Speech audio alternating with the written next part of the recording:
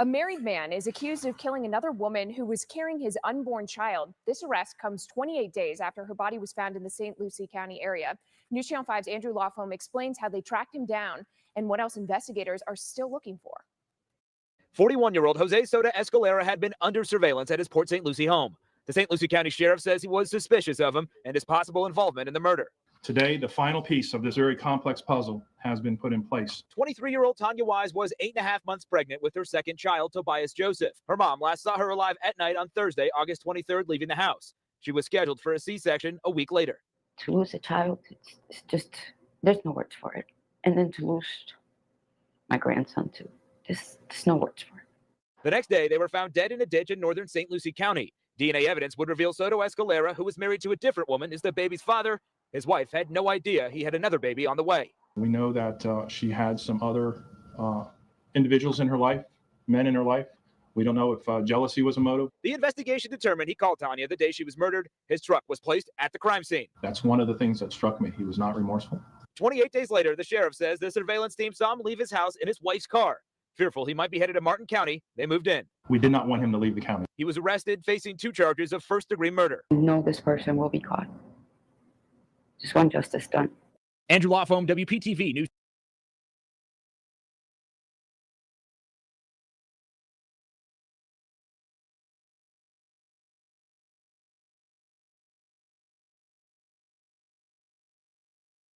Has been made in the murder of a pregnant mother. The sheriff says the father of the unborn child in this case is responsible. Let's get right to News Channel 5's Ann Sterling, who just got an update from the sheriff. Ann? That's right, Shannon. The body of 23-year-old Tania Wise was discovered 28 days ago now. She was nearly 9 months pregnant at the time. Moments ago, St.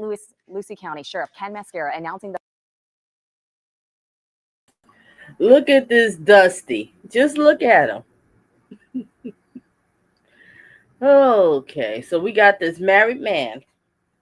Right, he got a wife and family, and he over here messing around with this 22-year-old girl. So this 22-year-old girl, the mistress, side chick, jump off, whatever you want to call it, she gets pregnant, and he decides, well, he gives her a couple of hundreds to, and she didn't want to do it, I guess, for whatever reason, and she got she's about, I think, up to 8 to 9 months or whatever, and he decided, I'm just gonna, unalive her. This was doomed from the beginning. Why was she messing with a married man? And why was this married man messing around with this girl? This is just a mess, and it's so sad and unfortunate. All right, let's finish this clip, and we're going to get into it. And what you do is make sure you hit the like, and welcome to Donna Just Being Real. Hit the like, share me out if you like, and leave some feedback and all that good stuff. All right, let's resume. All right, today we're just going to be doing recaps because today was day 1 of the trial. So we're going to be getting into it. I'm really watching with you because I wasn't able to watch it. So we're going to be watching it together. So we're going to watch day 1 and we're going to focus on the opening statements. And after the opening statements, if I'm correct, the victim's mother was on the stand. I really want to hear what she had to say because I'd like to know, did you know that your daughter was messing with a married man? Just curious. All right, let's get it. And I also want to know, is the wife going to be on the stand? I don't think they're still together anymore. I hope she ain't with him no more. I tell you, us women, we really have to do better. All right, resume. The father of the unborn baby, Jose Soto-Escalera, has been arrested and is now facing 2 counts of murder. The young mother's body was discovered in a ditch by a person that was passing by in northwest St. Lucie County. We know that he was the father of the baby. We know that she had some other individuals in her life, men in her life. We don't know if jealousy was a motive. We don't know if there was other motives involved, but that's what we know. Sheriff Mascara confirming DNA was used to help solve this case. The sheriff adding that Soto-Escalera was transported just moments ago now to jail, and the sheriff says... We just heard a little bit of that clip. So I guess she had other lovers. I think that's what he was saying. If I'm wrong, please, I stand to be corrected. Okay, but it was, proven. I guess, they did the DNA, but that was his child. All righty. All right. It's going to be a moment for silence just for a second or two while I switch over to the next screen, ladies and gentlemen.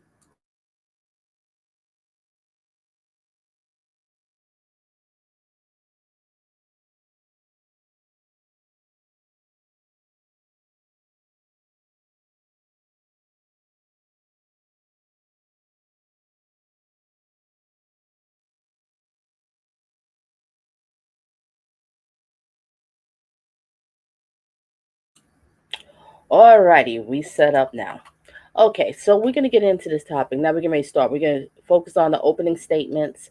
And I believe the mother was on the stand, so we're going to listen a little bit what the mother have to say. So the opening statements of the mother, and there was something, I think they had the interrogation. I'll do that another day because I really want to focus on that one. I want to hear what this clown has to say. All right, don't forget, hit the like, share me out, and all this good stuff, and let's get into the commentary. Oh, and also, the speed is going to be on 1.30. If it's too fast for you, too slow, hit the settings and adjust it to whatever's comfortable for you. No problem. Let's get it.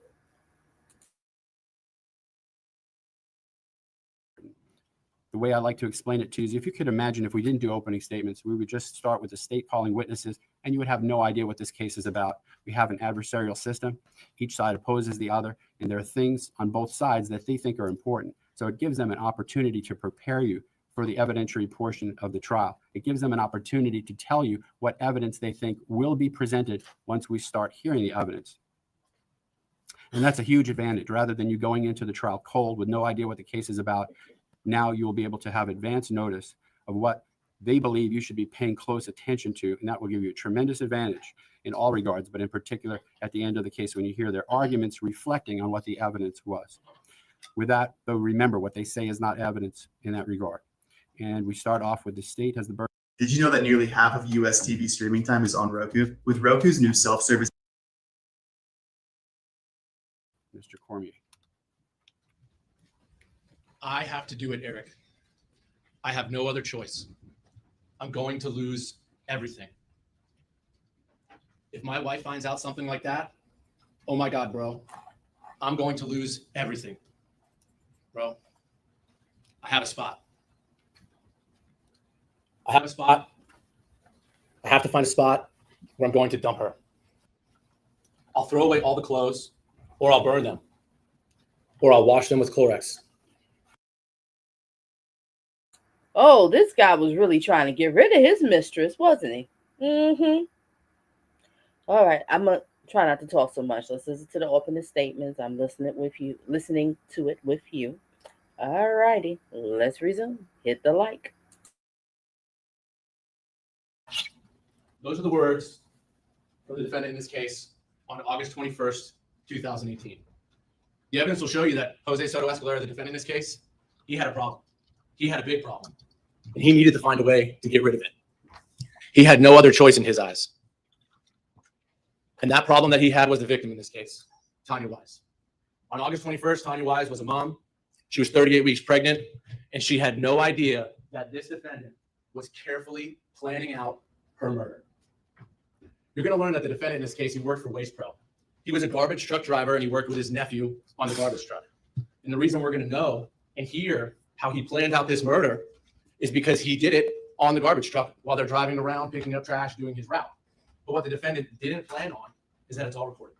There's video, there's audio, and even though they talked in Spanish, everything is going to be translated in this case, and you're going to hear the defendant as he drives around on his trash route trying to figure out where he's going to get rid of her body, where he's going to leave 38-week pregnant Tania Wise for dead, how he's going to kill her. Let's go 2 days later. That was August 21st, 2018. Let's go to August 23rd. That's the date of the murder in this case. And it's a normal day for Jose. He's driving in his garbage truck, and he's planning out a murder. He cannot let his wife know that he got another woman pregnant who's now 38 weeks. He's running out of time. She's getting ready to schedule a C-section. She's going to have this baby, and he cannot let that find out because he's going to lose everything. That's all he cares about. What's going to happen to him? Not that he's going to kill a 38-week-year-old pregnant mother. That doesn't concern him at all. And he's talking casually in this car to his nephew. You think I should choke her? Or would it be better if I just do a big blow and it's all? This is insane. I told you I'm watching with y'all. Ooh, this guy's a piece of work. Okay, I have to figure out what name I'm going to give him. What kind of dusty is he? As we follow this trial, I'll come up with something. Wow. Just talking to his nephew like it's nothing. Mm-hmm. You know, oh boy. Let's resume. Over with really quick. Then he tells him, you know what? She's not the type of person that anyone's even going to look for. they're not even going to look for her. They're not going to worry about her. And you know what? If they don't find anything within the first 48 hours, they're never going to find anything. Well, despite the defendant's planning and discussion over and over again of where he's going to do it, which way he should do it, how he's going to commit this murder, he made some mistakes. And on August 23rd, you're going to hear from the victim in this case, Tania Wise. You're going to hear from her mother, Elizabeth Madola. She is helping Tania put her son to bed that night, and then Tania leaves the house. The last time she sees her daughter alive is sometime after 8 o'clock on August 23rd, 2018. She doesn't know exactly where her daughter's going. She thinks she's just going out for a little bit. Tania didn't have a car. She didn't have a way to go anywhere, and you'll learn through the recordings that the defendant, part of his plan was to lure her out, to get her out of the house, and then to take her somewhere to murder her. So that's August 23rd. That's the night of the murder. And you're going to learn the defendant, he goes, he picks her up, and then he takes her out to complete his plan. So fast forward to the next morning. It's August 24th, 2018. Tania Wise has been murdered. Christine Gabin is driving in St. Lucie County. The site of this murder is it's on a road called Russo Road. It's just north of Indrio. It's a little bit west of town. There's an intersection between Russo Road and Johnston Road. And it just so happens that this route is along the defendant's trash route. It's a spot that he passes, that he drives on his garbage truck route. But Christine Gabin, she's driving down that road that day, and on the side of Russo Road, she sees what she thinks is trash in a ditch, in a swale on the side of the road. But when she looks closer, she realizes it's not trash. It's Tania Wise. So immediately she sees a body on the side of the road, and she calls 911. St. Lucie County Sheriff's Office is going to respond out to the scene. One of the first officers, Deputy Gilkey, he gets there and he takes some photos of Tania as she is found the way that she is initially. You're going to hear that crime scene investigators, there's 3 different crime scene investigators that worked on this case: Donna Carmichael, Kayla Lim, and Janine Vasquez at the time, now Janine Hiller. They go out to the scene because now there's a dead body and they need to figure out what happened. So they go and they look at the body. Tania Wise is face down in the swale on the side of the road. There's still some water. She's wet, she's damp. They see some hair, loose hair around the area where her body's found, and she's completely face down. Hello, my name is Adam Ferrari, the Chief Executive. There is what appears to be vomit within the swale of where her face was laying down. They collect all the evidence at the scene. They document all the evidence at the scene. They take photographs, and Tania Wise is brought to the medical examiner's office to have an autopsy performed. So now we're on August 24th. She's been found, brought to the medical examiner's office, and the defendant is there riding in his garbage truck again as if nothing happened. And he's talking to his nephew again about what happened. Why these Dusties always sitting there writing stuff in the courtroom? The guy, the prosecution just opened up and said, we got cameras and everything. We can translate any language. And he's writing notes. He's trying to look smart, Barney. Oh, that's right. Oh, okay. My bad. Intellectual ebooks. Oh, you try to look. Got balding at the top. Oh. That slick balding top. Yeah, slick. Cheating on your wife, messing with some 23-year-old girl, impregnating her.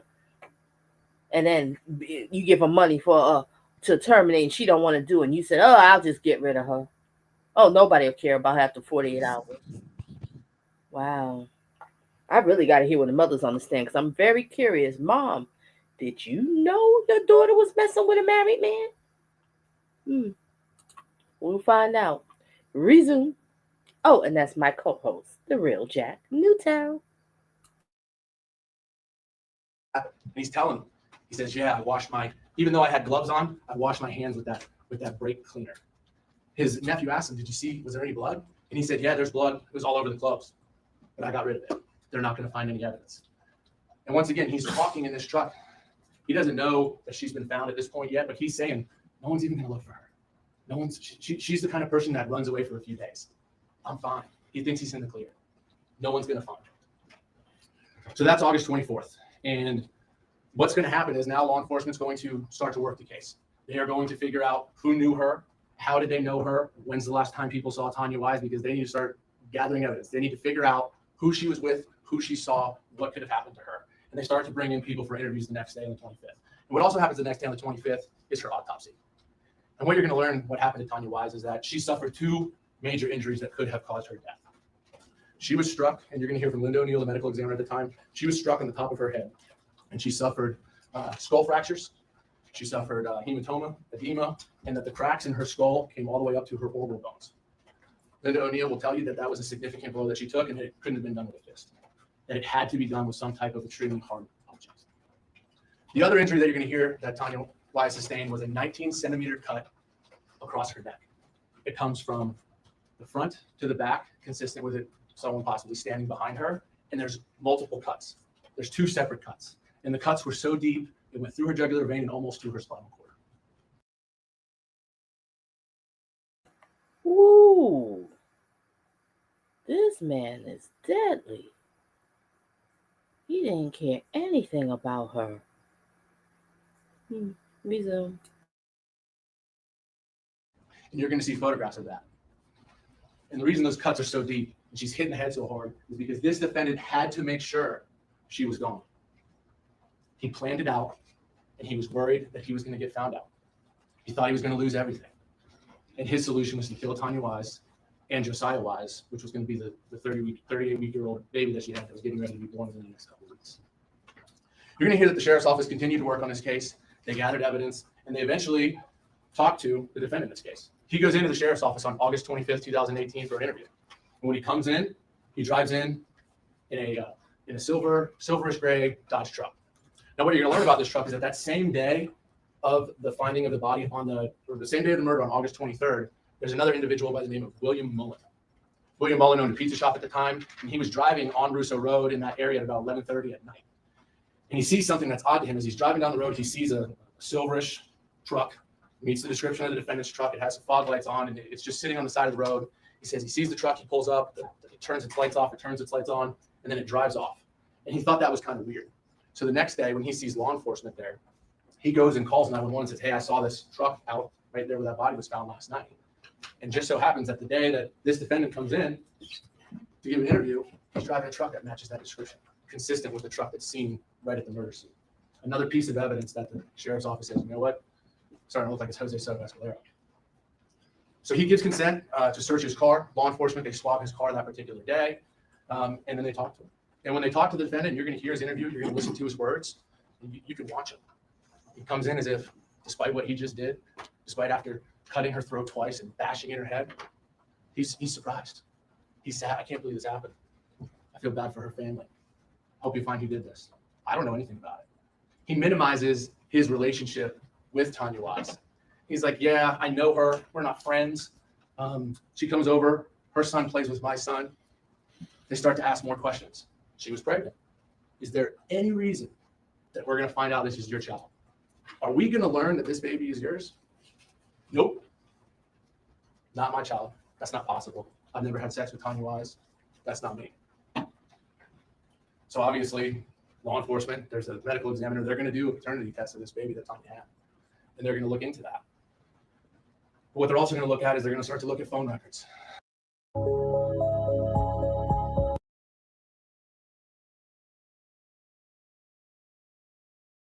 After the 25th, they do a search warrant subsequent on the defendant's vehicle again on September 24th of 2018. And at that time, they use something, and it's called Blue Star, and it's a chemical that they spray inside of his truck.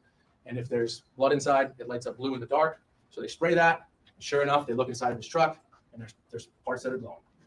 Evidence that there was blood in his truck. So what do? They cut out the carpet where they see some of that blood. They swab that. They send that off also for DNA testing. So what you're going to hear about the DNA evidence in this case is that they took a lot of swabs and they tested a lot of stuff. But there's a couple things that are extremely important. And one of those is that they checked multiple people to see who could be the father of that child, and it's 99.99%. It's the defendant. Look at his big stomach just resting up on the table. Anybody see that? Resume. So not only did he kill Tania Wise, he killed his own son that she was 38 weeks pregnant with because he didn't want his wife to find out that he had been with someone else.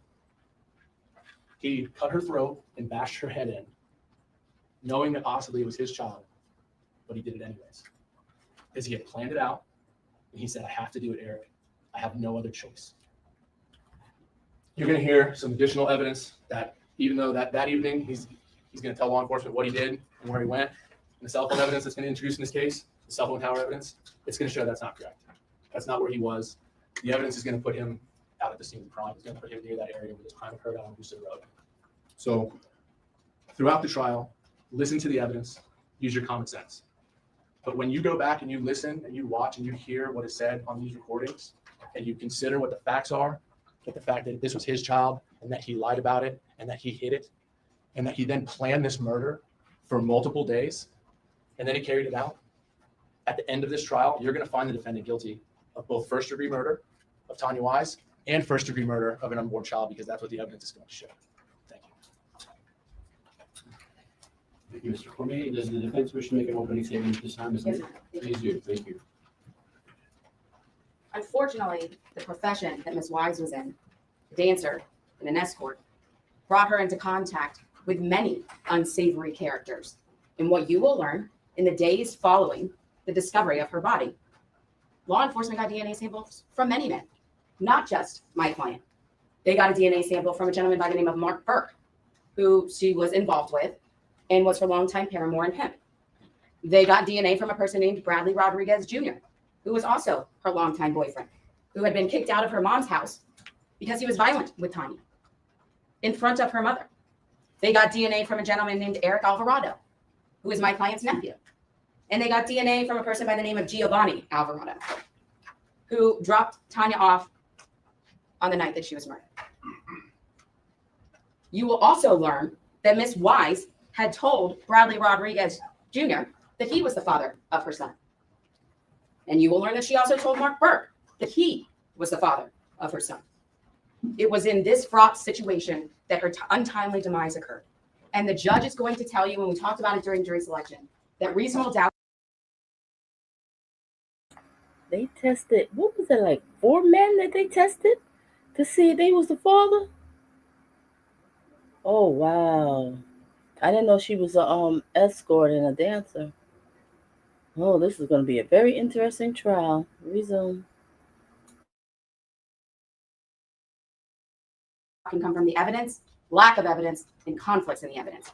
I'd ask that you use a discerning ear and eye during the course of this trial and listen to not only the evidence that you see and hear, but the evidence that you won't see and that you won't hear.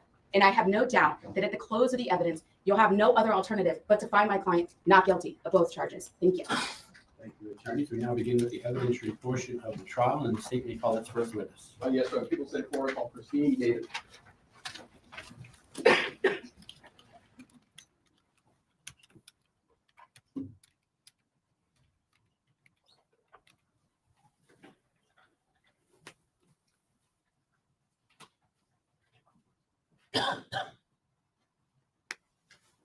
Look at him fighting for his life.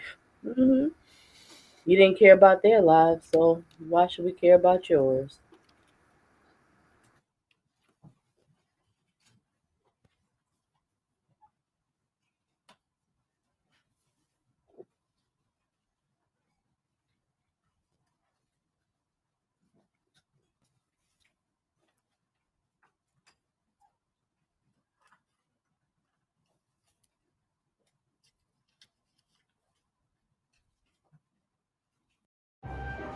My heart's fine.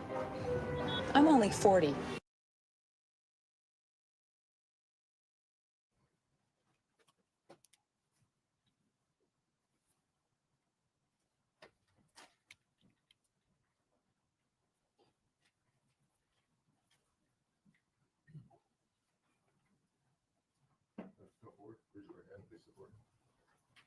You swear affirm that evidence you're about to be able to be the truth and whole truth and nothing but the truth. I do.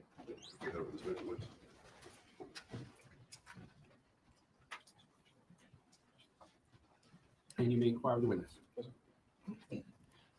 Morning. Morning. Can you state your name for the record and spell your last name, please? Christine Gavin, G-A-V-A-N, Okay, Ms. David, have you lived here 4 years all your life? since I was 7 years old. Okay. And let me take you back to August 24th of 2018. Do you remember what you were doing that day? I left my house and in Spanish Lakes Fairways, went to Johnston Road and was going to take a shortcut to my granddaughter's and went down Russo Road. Okay. And you go down, and where did your granddaughter live? She lives over all the other side of Emil Avenue. Okay. And you left your home and you were going to your granddaughter's house? Yes. Okay. And you said you took a shortcut and you got on Russo's Road? Okay. And describe in as much detail as possible what happened and what you saw on August 24th of 2018. started down Russo, and I was looking out my windows, and there was like somebody had thrown bags of trash out the window. And so I got to the end of the road where Rusacas crosses, and I stopped, and I thought, oh, wait a minute, that's not what I saw. And I stopped and got my bearings again. And I thought, I think that was something more than just a bag laying there. So I turned around and I went back and saw that it was a body laying there. So I stopped and called 911. Okay. And do you remember what time you called 911? About 10:50. Okay. And how do you remember that time? I was very shocked, very upset. So I just sat there and waited for him to arrive. Okay. And when you called 911, did you take a look at the timestamp on your phone? Yes, I think it was like 10:54, something like that. Okay. And the police officers arrived. Okay. Without telling us what you said, because that would be inadmissible hearsay. But did you tell the police officer what you saw? Yes. Thank you. Ms. Gateman, thank you very much. I have no further questions. No cross-search, thank you. Will this witness be released from her subpoena? Any objection? No objection. Thank you, Ms. Gavin. You're released from your subpoena. That means you're free to stay or leave as you wish. You may step down from the witness. And the state's next witness or item of evidence. I guess so. People say Florida called Deputy Josh Gilkey.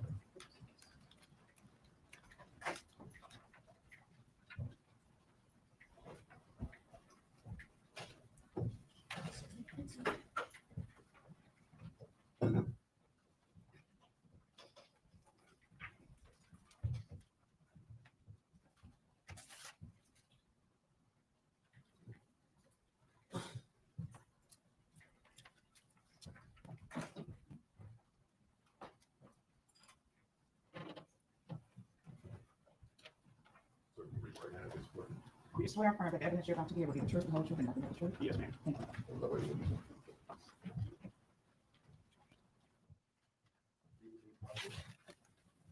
Morning, sir. Can you state your name for the record and spell your last name, please? Deputy Joshua Gilkey, Gilkey. Okay. And it's obvious based on your dress what we do for a living. Road Patrol Deputy, St. Louis County Sheriff's Office. Okay. Go ahead and give the jury a thumbnail sketch of your education, your training, and your experience, please. I have an associate's degree in criminal justice. I've attended the basic academy for law enforcement. I'm a traffic homicide investigator, and I've worked for St. Louis County Sheriff's Office for about 8 years now. Okay. And were you working back on August 24th of 2018? Yes, sir. Okay. In what capacity were you working? What was your assignment? Road Patrol Deputy. Okay.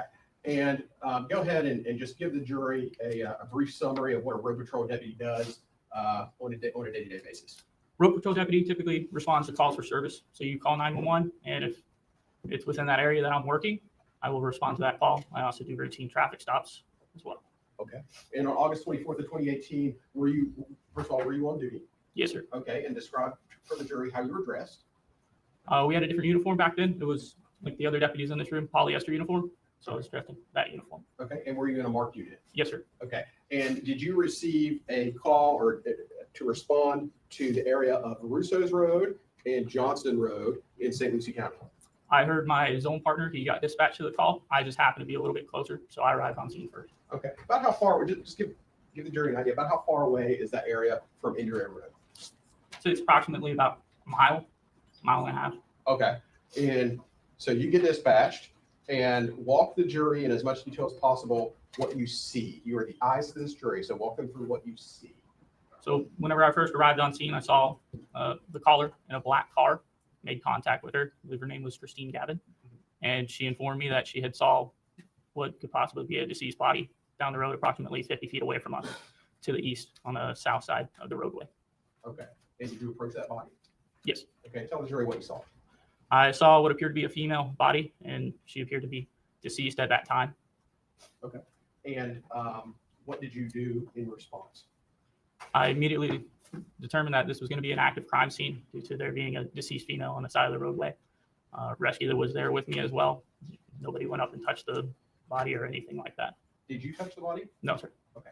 I'm going to show you what has been marked as State's Exhibits 116 and 117 for identification purposes. Take a look at those and tell me if you recognize them. Yes, sir. Okay. What are those photos? What do they depict? Those are photos of the deceased female laying face down. Okay. And are those photos of the deceased female as they appear on August 24th of 2018? Yes. Okay. And what time did you arrive on scene? I believe it was approximately 11 a.m. 11 a.m. Okay. And are these photos fair and accurate representations of how the deceased female looked on August 24th of 2018? Yes, sir. Okay. Thank you. Your Honor, the state moves into evidence Exhibits 116 and 117.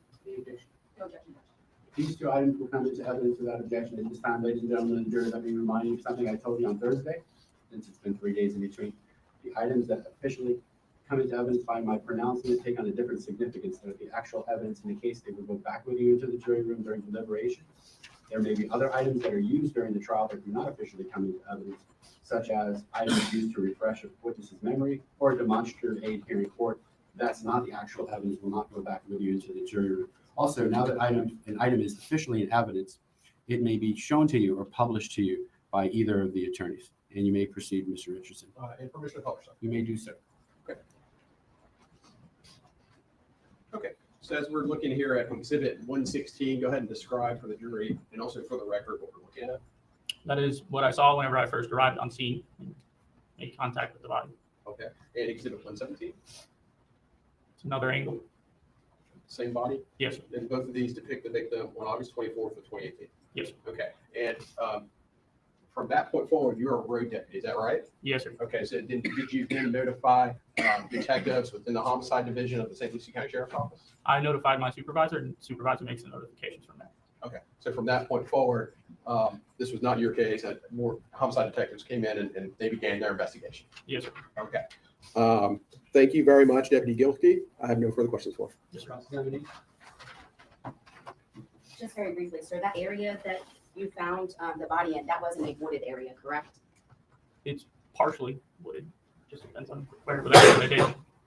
Okay. Do you remember taking a deposition on this case? Yes. Okay. Do you remember stating in a deposition when asked if the area was wooded, you said, I wouldn't describe it as wooded? Right. No further questions. Any further questions from the state? No regret. Okay, Deputy Gilkey, be released from the subpoena. Yes, sir. Any objection? No objection. Thank you, Deputy. You're released from your subpoena. You're free to say or leave as you wish. Thank you. And the state's next witness or item of evidence. William Mullen.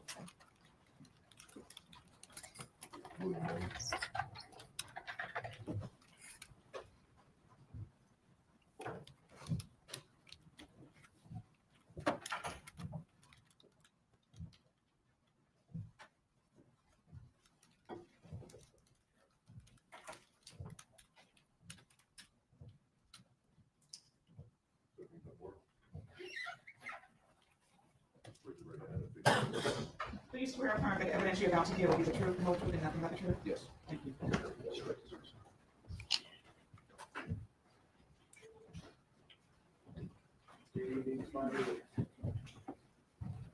Morning. Morning. If you could. What's going on, guys? Built this little mini gym area that. And what do you do for a living? Self-employed. All right. And back in 2018, did you own a business? Yes. Okay. And what business did you own? There's a pizza restaurant in Vero Beach. Okay. And during that time, would you ever have to travel along Russo Road in St. Lucie County? Yes. Okay. Why would you travel along that road? It was just a cut through from my house to get to Vero, so like a back road, stay away from traffic, that kind of stuff. So what I want to do is I want to go back to August 23rd of 2018. Do you remember that day? Yes. Okay. Was there something that occurred that led you to reach out to law enforcement? Yes. That was the. Are you talking about this is the day? During the day, right? Or during the nighttime? During the nighttime. There's something that you saw that on an evening along Russo Road? Yes. Okay. What is it that you saw as you were? Well, first off, were you driving at night on August 23rd? Yeah, at night. Yes. Yeah. I'm sorry. Yeah. And where were you going? I was going back home from the pizza place. So I was pulling onto Russo Road, and usually there's nobody on that road at that time of night, and just so happened to be a truck sitting there. So. All right. Now, before I ask you some questions about the truck, approximately what time of night is this? This was between 11 and 11:30. And if you could describe for the jury, you're turning down Russo Road. Yes. Describe for them what you see. If there is a vehicle, describe the vehicle. What do you see it doing? Yeah. So as soon as I turned on the road, it was dark, and then all of a sudden, lights popped on. So it was probably about 100, 150 yards down the road. So I thought that was very suspicious. So I started coming towards the vehicle, and that vehicle started coming towards me. I noticed it was a truck, and it was kind of creeping towards me. It was a silver or gray truck, like a big truck, like a full-size truck, and it was like a clean truck. I noticed it had like shiny, like kind of chrome, like rims and pieces on the truck and whatnot. and then I just passed by the truck. So dark tint windows. And you described something happening with the lights when you saw the truck?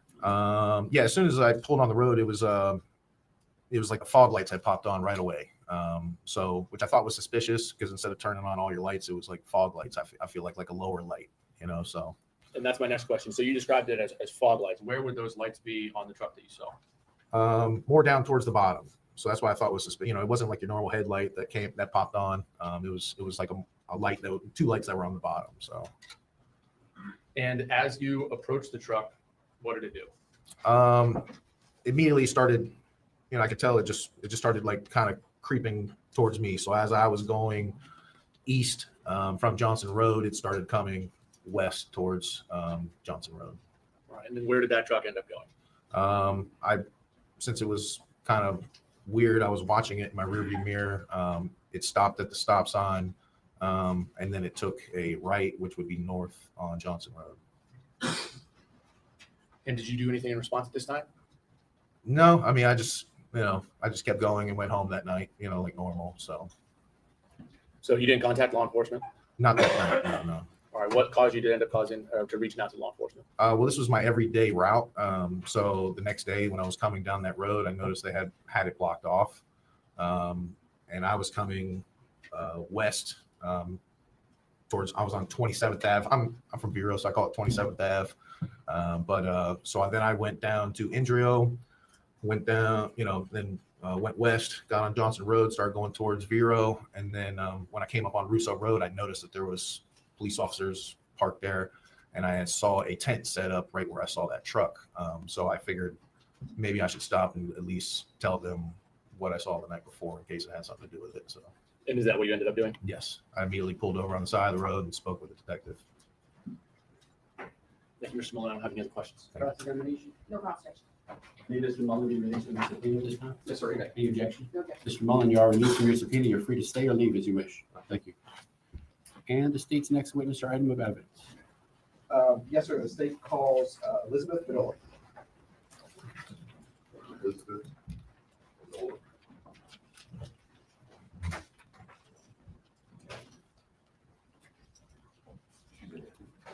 Raise your right hand and face this way. Do you swear or affirm that evidence you're about to give will be the truth, the whole truth, and nothing but the truth?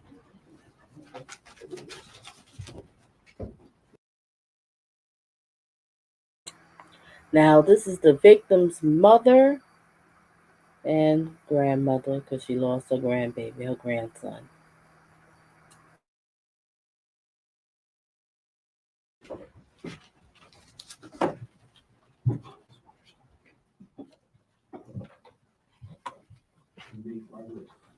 Morning, ma'am. Can you state your name for the record and spell your last name, please? My name is Elizabeth Bedolla. Last name. Scoot up to the microphone, maybe we can angle it to identify yourself for us. Okay. My name is Elizabeth Bedolla. Bedolla. Okay. And did you know a female by the name of Tania Wise? Yes, she's my daughter. Okay. She's your daughter. Okay. I want you to go ahead and describe Tania for us. So first, way back on August 23rd of 2018, how old was Tania? She was 23. I'm sorry. She was 23. Okay. And did she have children? Yes. At home, she had an 8-year-old, Jamar, and she was pregnant. Okay. How far along was she in her pregnancy? She was about 8.5 months. Okay. And had Tania decided on the name of the baby? She decided that on the baby shower. It's Josiah Thomas Wise. Okay. A boy. A boy. Okay. And did she live with you on August 23rd of 2018? Yes, sir. Okay. Where did you guys live? What was the address? 2014 Southwest Larchmont Lane in Port St. Lucie. Okay. Is that located near Bayshore Boulevard? Yes. Okay. And is there like a is there a Winn-Dixie close to that area? Yeah, if you continue the road, it's 2 blocks down. There's a Winn-Dixie. Okay. Do you remember her phone number? I believe so. It's 772-607. Okay. And did you pay for her phone or did somebody else pay for it? Bradley paid for it. And what's Bradley's name? Bradley, I think it's Rodriguez. I'm not sure if Rodriguez or Hernandez, one of the two. Bradley Rodriguez? Uh-huh. Bradley Rodriguez Jr.? Yes. Okay. So let me go back and I want to focus you in on the events of August 23rd, 2018 in the evening time. Do you remember that time? Yes. Okay. Go ahead. What were you doing around 8 in the evening on that day in your house? Me and my daughter, Tania, we had given her son a bath because he was going to school. So we gave him a bath around that time always. And I was going to get him dressed. She was going to go out. She needed to get drinks because he didn't have no drinks for lunch the next day. Okay. And did she, about what time did she leave? It's probably about anywhere between a little bit after 8. I mean, I say a little bit. I mean, I didn't exactly look at the clock, but I know it was a little bit after 8. Could have been 8:15, 8:20. It was around that time. Okay. Okay. And when she left, where was she going again? I couldn't quite hear you. I'm sorry. She was going to go get drinks for her son for school for his lunch. Okay. That's the purpose she left the house, because she had problems walking and everything because of her pregnancy. So she left us to get the drinks. Okay. And was that the last time you ever saw your daughter Tania? Yeah, by the door. Yes. Okay. And are you aware if Tania had a follow-up doctor's appointment the following week? Yes, it was a Tuesday for her C-section. They were going to schedule her C-section. On the next Tuesday. Mm-hmm. And that was a scheduling appointment for her C-section. Yes. Okay. Thank you. That's all the questions I have. Thank you. Any questions for the defense? And prior to your daughter's murder, you were aware that she's dating Bradley Rodriguez Jr., correct? Yeah, they kind of had some type of relationship Because he actually lived with you in your house, is that right? for a short period of time. Okay, and in March of 2013, you had actually kicked him out of your house, right? Correct. And that's because he got violent with Tania? I didn't like the way he treated her. Yes. Okay, but he laid hands on her in front of you. I don't recall seeing him hitting her at all, but I just didn't like the way he treated my daughter. You were also aware that she was dating another gentleman by the name of Mark Burke? Objection, relevance. Overrule the objection. You may answer the question. She was dating him. Like she separated from Mark. They kept a friendship and she dated Mark. Were you aware that Mr. Bradley Rodriguez Jr. would threaten Tania? Objection, relevance, and exceeds the scope of direct examination. I'm concerned about, no, I'll overrule the objection. You can answer the question. I'm sorry, what was the question? Were you aware that Mr. Bradley Rodriguez Jr. had been threatening Tania? At one point, she had mentioned it to me. Did you believe that Bradley Rodriguez Jr. was the father of your daughter's child? Objection calls for speculation. This is Joe. Joe picked up. The opinion was irrelevant for purposes of the trial. Around August 15th or 16th of that year, you took your daughter to Bradley Rodriguez Jr.'s house to pick up the baby clothes, is that right? Yes. And you told law enforcement that Mr. Burke actually was also abusive with your daughter, right? Objection, hearsay. Hold on a second. I'll rephrase the question. Okay, if you want to rephrase it. Thank you, Judge. Mr. Burke was violent with your daughter, correct?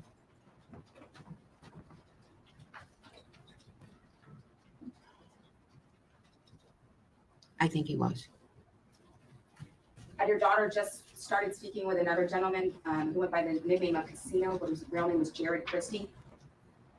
That was her friend, yes. I don't have any further questions. Direct from the stand.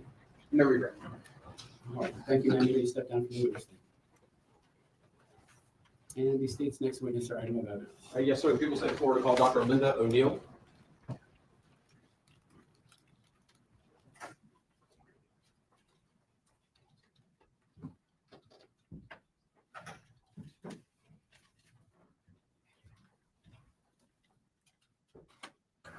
I was gonna stop now, but we'll do a whole let's make it an hour because let's see who's next. I thought the mother was gonna be on the stand a little bit longer, but I guess not.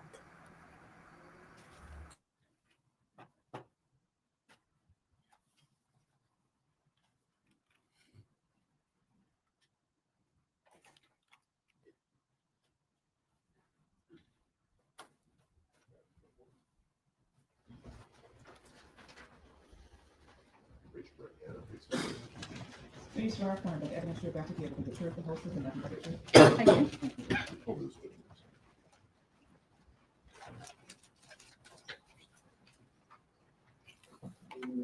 you. morning. Good morning. Can you state your name for the record and spell your last name, please? Linda Rush O'Neill, O''Neil. Okay. And Miss O'Neill, what did you do for a living back on August 23rd of 2018, 25th of 2018?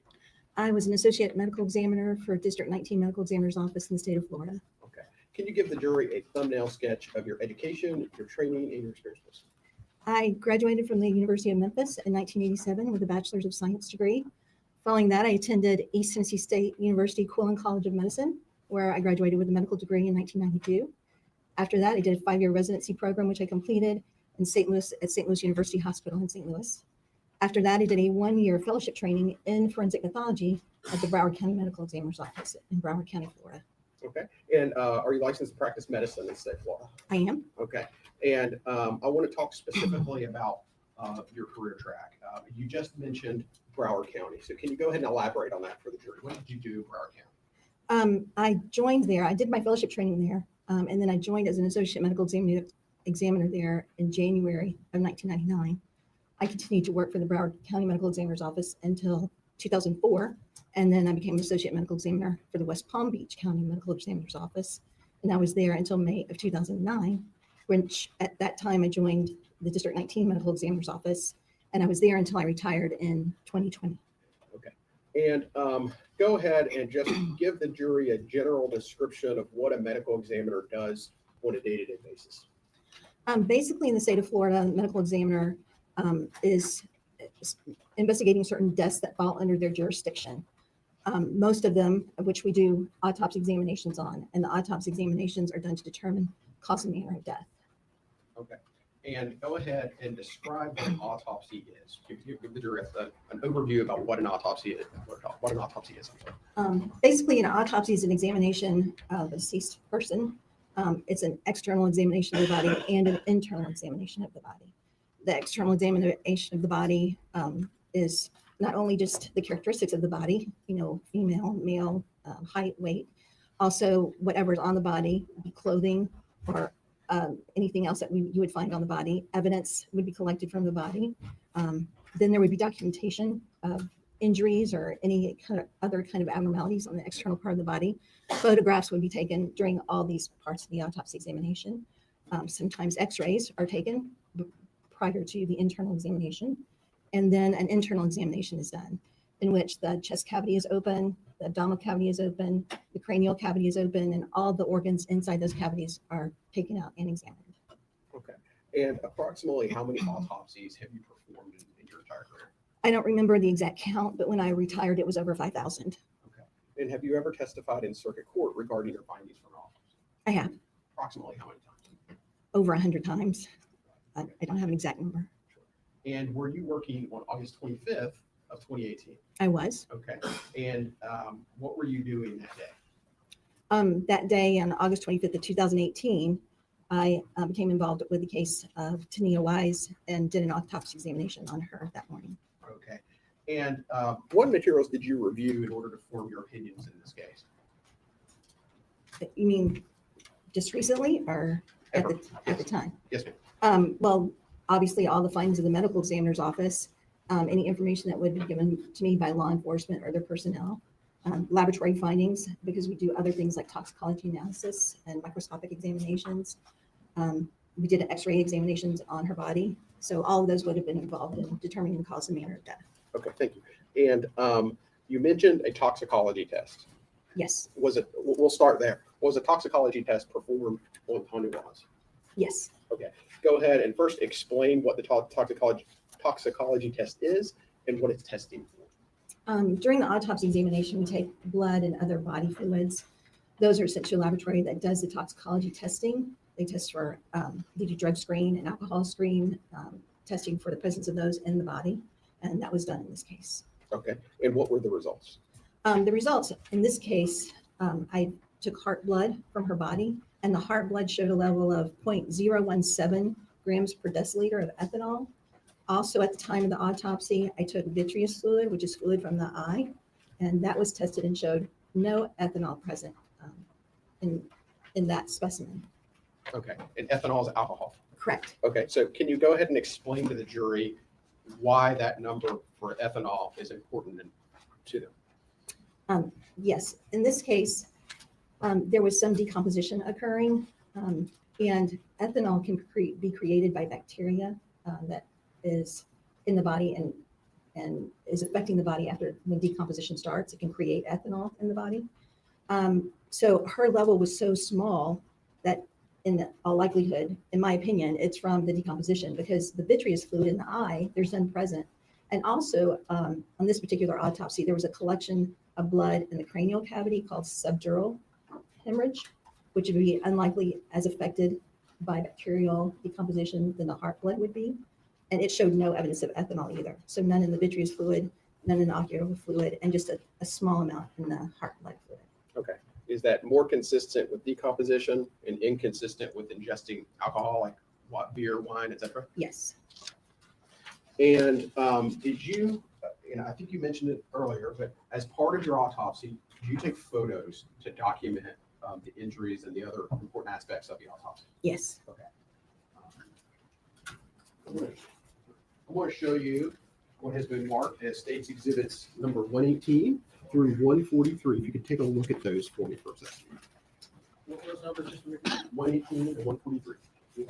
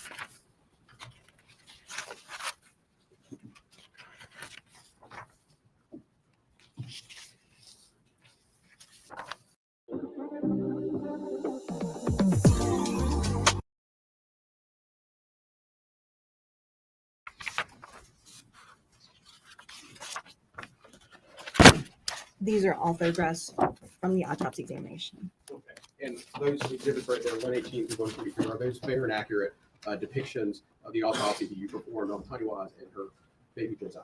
Yes. Okay. Your Honor, the State moves into evidence 118 to 143. Any objection? No objection. Those items will come into evidence without objection. And permission to publish. You may. Okay. So here we're looking at exhibit number 118. Go ahead and just briefly describe what we're looking at here, Dr. O'Neill. This is an initial photograph. This is how she was at the medical examiner's office before we started any of the examination. So it's an initial photograph showing her at the medical examiner's office. Okay. And is it part of your process for every autopsy to take photographs like this where the victim comes in or the body comes in and you take initial photographs without unloading them first? Yes. Okay. And let's advance to exhibit number 119. And same question, what are we looking at here? This is an identification photograph. This is taken after the body is cleaned so we can get a good picture of the face for identification. Okay. And I first noticed there's some red marks on her face and shoulders and chest and arms. Can you explain to the jury what that is? One of the things that happens after we die is the postmortem settling of the blood, which is called livor mortis or lividity. When we die, our blood stops moving in our body and it will settle to the dependent area by gravity. So if you're on your back, it can settle on the back. If you're lying face down, it can settle on the front of the body. And for a period of time, that can move. Like for a period of time, if someone was on their face and moved over to their back, the lividity can move to the back and vice versa, or in any other way that gravity is affecting the body. But after a certain amount of time, that lividity becomes fixed, which means that it's not going to move when the body moves. So it's fixed in the position of the dependent gravity in a body position. And if we could advance to exhibit number 120, please. Okay, so here we are looking at exhibit number 120. What exactly do you see here, doctor, that's important to you? This is a photograph of a wound on the top of the head. It's on the top of the head, but the posterior aspect, so the top back of the head. You can see there through the head hair, you can see that there is a large wound that's visible. And exhibit number 121, please. Again, that's a close-up showing that this is a gaping wound, and it's a full thickness gaping wound, because even now, even with head hair there, you can see at the bottom of that photograph skull, you can see visible skull through the margins of the wound. And exhibit number 122, please. This is that same wound. This is after the head hair around it has been shaved, so you can get a better look at the margins of the wound and the tissue involving the wound. And then again, you can see the skull through the base of that laceration. Okay. Okay, so yeah, we're looking at exhibit 122 here. Okay, so tell us about this wound, doctor. Can you go into more detail about that wound? First of all, what you believe caused it, and what were the consequences from it? Well, this type of wound is a blunt trauma injury, meaning that it's a forceful blow to the body. Blunt trauma injuries include bruises or contusions. It includes abrasions, scraping of skin. It includes lacerations, which is kind of a crush and tear injury of the skin. And fractures are also common blunt trauma injuries. In this case, this wound is a full thickness laceration or blunt force trauma. And there is fracture of the skull too underlying this. So this is a full thickness laceration, full thickness blunt force injury, which would have been a very forceful blow with some type of heavy object. I can't say specifically what that object was.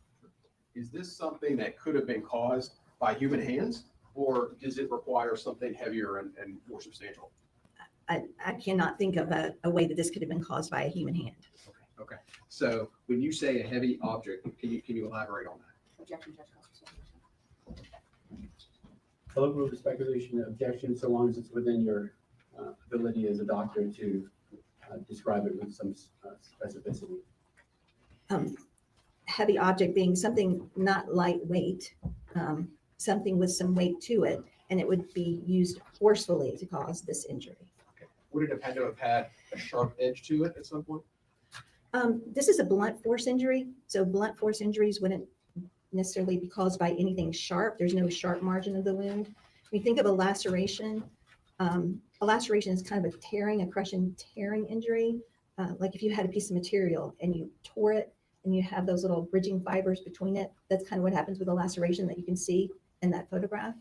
A sharp force injury is going to have smoother margins, like if you had that same material and you cut it with scissors, and it would be nice and smooth on each side. So this is a blunt force injury. If we could advance to the next slide, which is exhibit 123. What are we looking at here? This is the same wound. In the previous photographs, it's gaping open. So we try to reapproximate the margins to see if we can get any other identifying features. Not necessarily to determine right from the picture what it was, but if we have something that we could compare it to later, it might help, in that comparison. In exhibit 124. That is the same wound, reapproximated with the margins pushed together. You can see there's some perpendicular lacerations extending from the margins of the wound. Okay. And how long was this wound? The wound was 9 centimeters in length, which is approximately 3.5 inches. And go ahead and describe the consequences of this wound.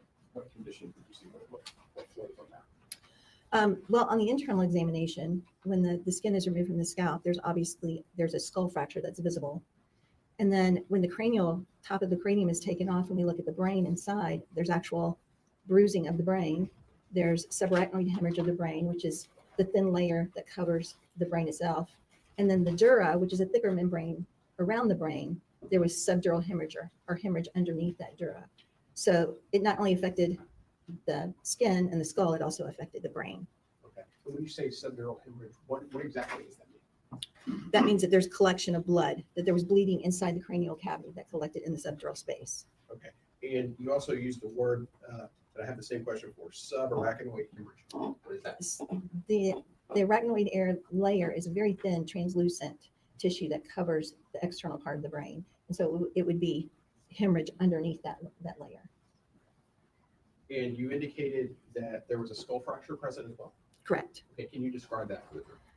The skull fracture starts at the point where you see this laceration, and it curves around to the left side of the skull, the left parietal and frontal region of the skull. So it's a linear fracture extending from the point of the blow. And is there also cerebral edema? Yes. Present? Can you explain to the jury what that is? When the brain undergoes trauma like this, one of the things that quickly happens is the brain swells because of the injury. So cerebral edema is swelling of the brain.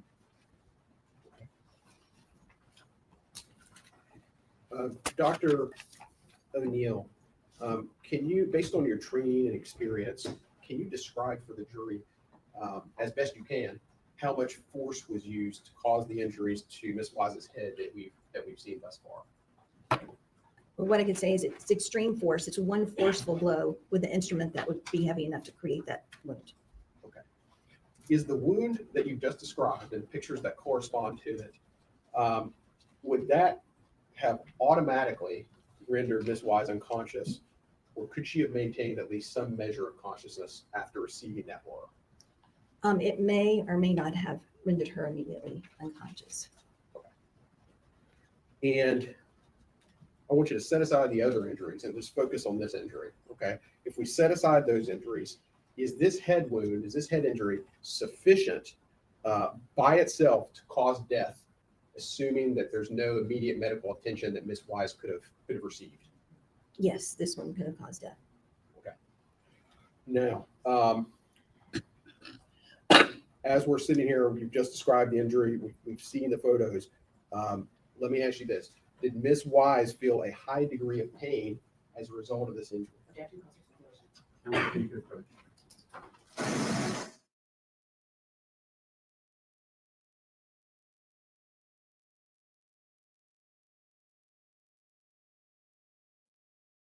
We have got to the point where literally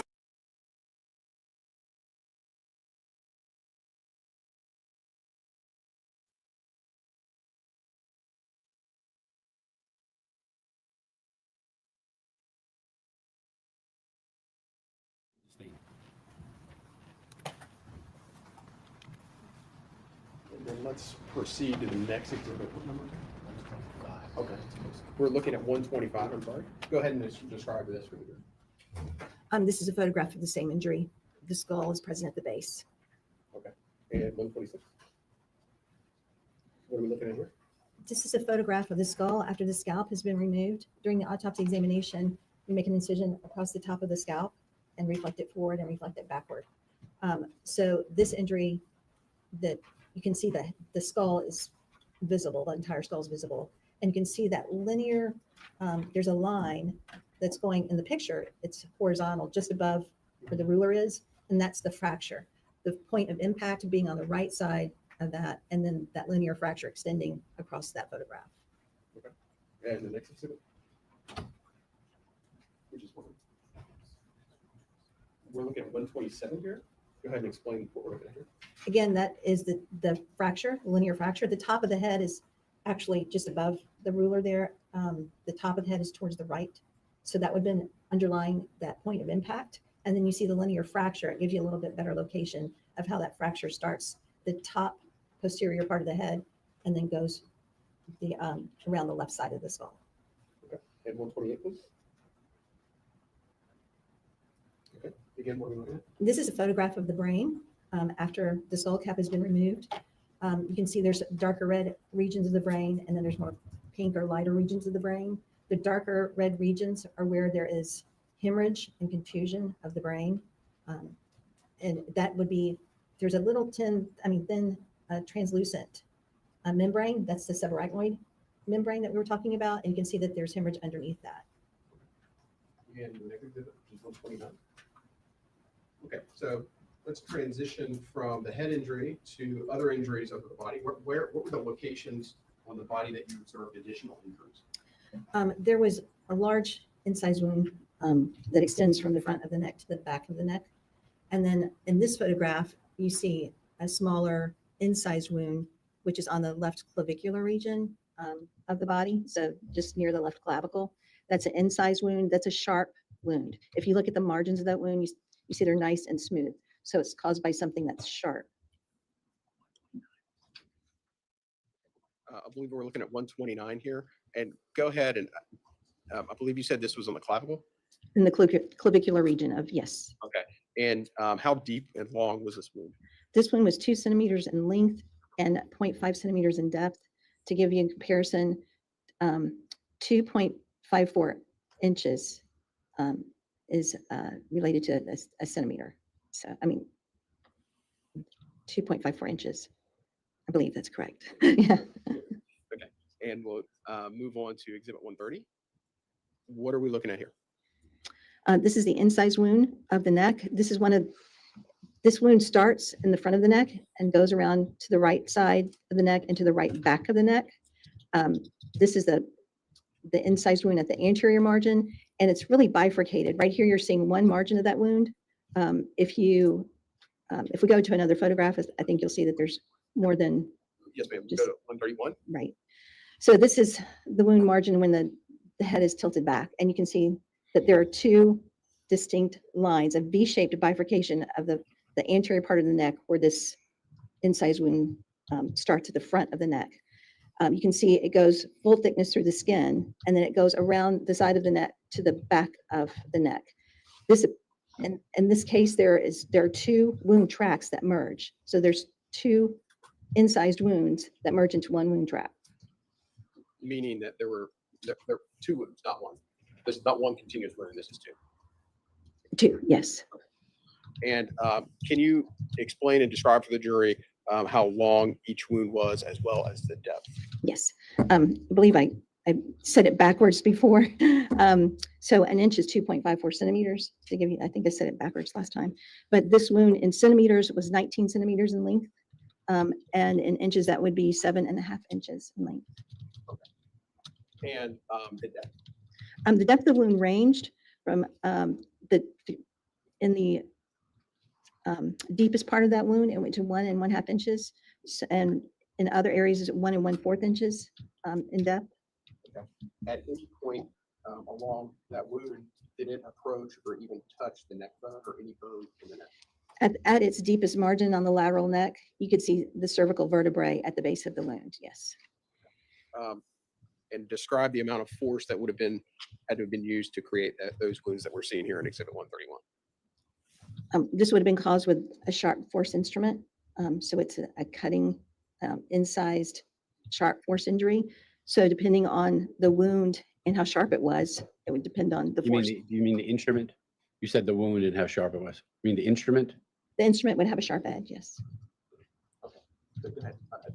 Yeah, so depending on the instrument and the sharpness of the instrument, that would depend on how much force it would take to create these injuries. Okay. And what is the directionality of these incised wounds? Hey guys, it's